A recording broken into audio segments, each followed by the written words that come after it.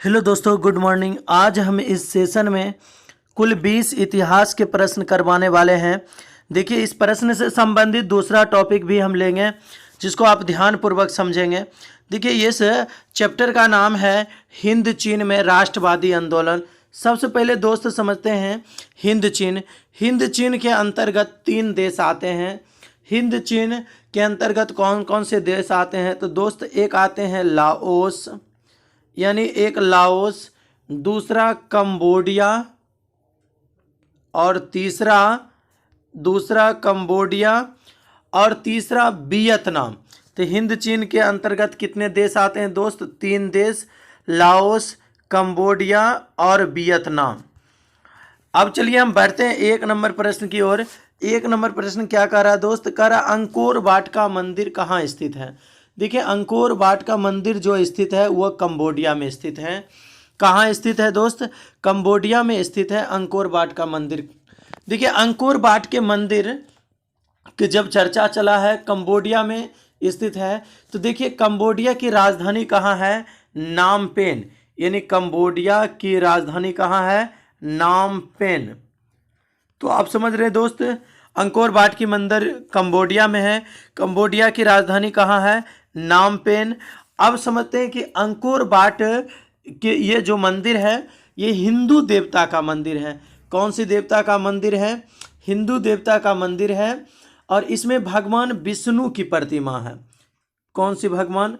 भगवान विष्णु की प्रतिमा है। तो आप दोस्त समझ रहे हैं, अंकोर वाट का मंदिर कंबोडिया में है। यहाँ हिंदू देवता का मंदिर है। इस मंदिर में विष्णु भगवान के क्या है? प्रतिमा है। अब दोस्त हम समझते हैं अंकोर वाट के मंदिर का निर्माण किसने करवाया? जो कंबोडिया में है, इस मंदिर का निर्माण किसने करवाया? तो अंकोर वाट के मंदिर का निर्माण राजा सूर्यवर्मन द्वितीय ने किया। किसने करवाया था? राजा सूर्यवर्मन द्वितीय ने करवाया था। तो दोस्त प्रश्न आ जाएगा, अंकोर वाट के मंदिर का निर्माण किसने करवाया? राजा सूर्यवर्मन द्वितीय ने करवाया था। समझ गए दोस्त? अब ये इस मंदिर का निर्माण जो हुआ था वो 12वीं शताब्दी में। कब हुआ था? 12वीं शताब्दी में। अभी जो 2020 यानी 2001 से लेकर जो मेरा चल रहा शताब्दी, वो कौन सी शताब्दी है दोस्त? 2020 और 2001 है, तो ये 21वीं शताब्दी है। यानी 12वीं शताब्दी में अंकोर वाट के मंदिर का निर्माण करवाया गया। तो दोस्त समझ गए, अंकोर वाट के मंदिर कहाँ है? कंबोडिया में है। कंबोडिया का राजधानी कहाँ है? तो कंबोडिया की राजधानी है नामपेन। अंकोर वाट के मंदिर जो है हिंदू देवता का मंदिर है। इसमें किस भगवान की प्रतिमा विराजमान है? तो इसमें विष्णु भगवान की प्रतिमा विराजमान है। इसका निर्माण किसने करवाया था? राजा सूर्यवर्मन द्वितीय ने करवाया था। अब दोस्त 2 नंबर प्रश्न की ओर बढ़ते हैं। देखिए, 2 नंबर प्रश्न मेरा क्या कह रहा है? कह रहा जेनेवा समझौता कब हुआ? देखिए दोस्त, 2 नंबर प्रश्न कह रहा है जेनेवा समझौता। तो जेनेवा समझौता 1954 ईस्वी में हुआ था। और इसी जेनेवा समझौता से वियतनाम को 2 भागों में बांटा गया। एक उत्तरी वियतनाम और दूसरा दक्षिणी वियतनाम। तो आप समझ रहे हैं दोस्त, जेनेवा समझौता कब हुआ था? 1954 में। जेनेवा समझौता में ही वियतनाम को 2 भागों में बांटा गया। एक उत्तरी वियतनाम, दूसरा दक्षिणी वियतनाम। अब दोस्त हम आगे 3 नंबर प्रश्न की ओर बढ़ते हैं। देखिए, 3 नंबर प्रश्न कह रहा है हिंद चीन किसके अधीन था? तो दोस्त, हिंद चीन जो है वह फ्रांस के अधीन था। किसके अधीन था? फ्रांस के अधीन था। तो फ्रांस की राजधानी कहाँ है? तो दोस्त, फ्रांस की राजधानी कहाँ है? पेरिस है। अगर क्वेश्चन आ जाएगा फ्रांस की राजधानी कहाँ है? पेरिस। और फ्रांस की मुद्रा जो है वो है, फ्रांस की मुद्रा यूरो। फ्रांस की मुद्रा क्या है? यूरो है। और फ्रांस की संसद का नाम नेशनल असेंबली। संसद का नाम क्या है? National assembly. तो आप दोस्त समझ चुके हैं हिंद चीन के अधीन कौन से देश था। तो हिंद चीन के अधीन कौन सा देश था दोस्त? फ्रांस। फ्रांस की राजधानी कहाँ है? पेरिस।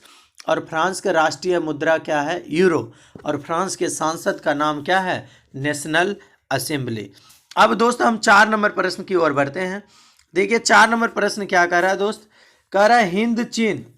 4 नंबर प्रश्न की ओर बढ़ते हैं दोस्त। 4 नंबर प्रश्न क्या कह रहा है, हिंद चीन में कौन देश सम्मिलित नहीं है। अभी तुरंत बताएं, हिंद चीन, लाओस, कंबोडिया, वियतनाम। यानी हिंद चीन के अंतर्गत 3 देश आते हैं, लाओस, कंबोडिया, वियतनाम। और कह रहा है कौन सम्मिलित नहीं है, तो चीन सम्मिलित नहीं है, चीन हिंद चीन के अंतर्गत नहीं आते हैं। अब दोस्त हम आगे बढ़ते हैं यहाँ से 5 नंबर प्रश्न की ओर। देखिए मेरा 5 नंबर प्रश्न क्या कह रहा है, 5 नंबर प्रश्न कह रहा है कनपुचिया का पुराना नाम क्या था। देखिए कनपुचिया अभी वर्तमान में कनपुचिया जिसे कहा जाता है उसका पुराना नाम क्या था, कंबोडिया। कंबोडिया में क्या है, अंकोर वाट का मंदिर है जिसमें विष्णु भगवान की क्या रखी हुई, प्रतिमा रखी है। और अंकोर वाट की मंदिर का निर्माण किसने करवाया, राजा सूर्यवर्मन द्वितीय ने करवाया था, द्वितीय ने करवाया। और किस शताब्दी में करवाया था, 12वीं शताब्दी में। तो कनपुचिया का पुराना नाम क्या है दोस्त, कंबोडिया। अब हम आगे बढ़ते हैं। अब दोस्त हम आगे बढ़ते हैं 6 नंबर प्रश्न की ओर। देखिए 6 नंबर प्रश्न मेरा क्या कह रहा, हिंद चीन में बसने वाले फ्रांसीसी को क्या कहे जाते हैं। तो हिंद चीन में बसने वाले फ्रांसीसी को क्या कहा जाता है, कोलोन कहा जाता है। हिंद चीन में बसने वाले फ्रांसीसी को दोस्त क्या कहा जाता है, कोलोन कहा जाता है। अब दोस्त हम बढ़ते हैं 7 नंबर प्रश्न की ओर। इंडो चाइना किस देश का उपनिवेश था।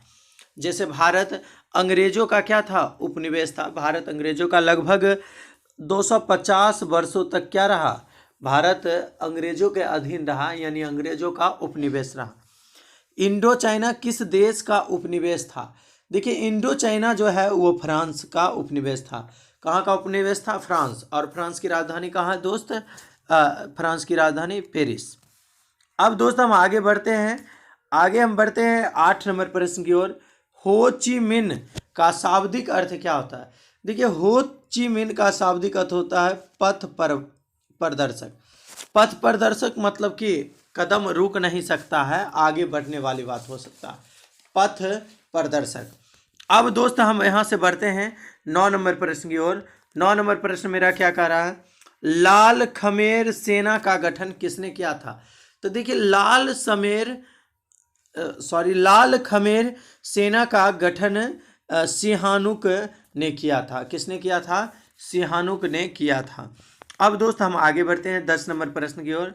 10 नंबर प्रश्न क्या कह रहा है, नरोत्तम सिहानुक कहाँ के शासक थे। देखिए नरोत्तम जो सिहानुक थे, नरोत्तम सिहानुक वो कंबोडिया के शासक थे। कहाँ के शासक थे, कंबोडिया के शासक थे। अब दोस्त आगे हम 11 नंबर प्रश्न की ओर पढ़ते हैं।